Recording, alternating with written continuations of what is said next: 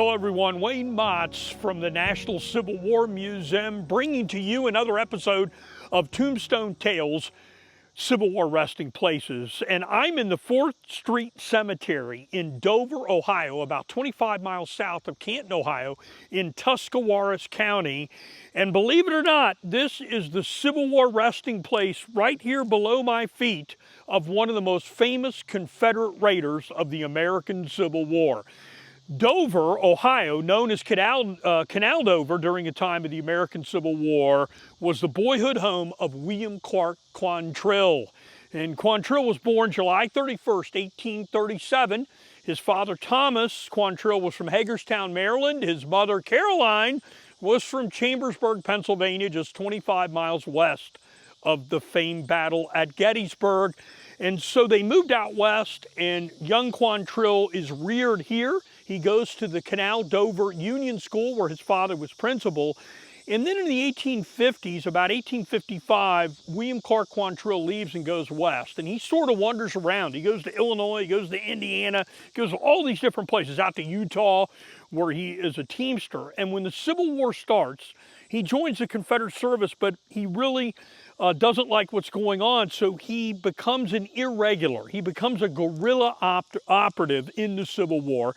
And one of his most famous raids was August 21st, 1863 in Lawrence, Kansas, where 450 Confederate raiders, led by Quantrill, members of his gang, Bloody Bill Anderson, the Cole brothers, who later became gunfighters, Jesse and Frank James, all of these were members of Quantrill's band. And he goes into Lawrence, Kansas on August 21st, 1863, shoots up the town, murders over 160 to 190 people. And the National Civil War Museum actually has a revolver, a Colt revolver. That's the only known documented revolver from William Clarke Quantrill in his career, and it was picked up at Lawrence, Kansas. Now, Quantrill survives up to 1865, and then in Spencer County, Kentucky, on May 10, 1865, right at the very end of the war, he's cornered by federal authorities, and he's shot in the back, taken to Louisville, Kentucky, where he dies on June 6, 1865. He's only 27 years old.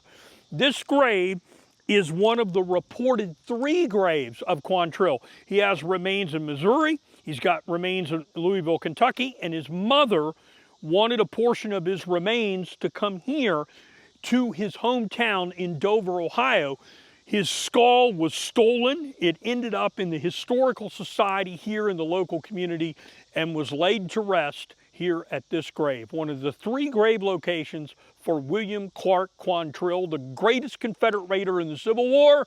Your episode of Tombstone Tales, Civil War Resting Places with Wayne Motts in the National Civil War Museum.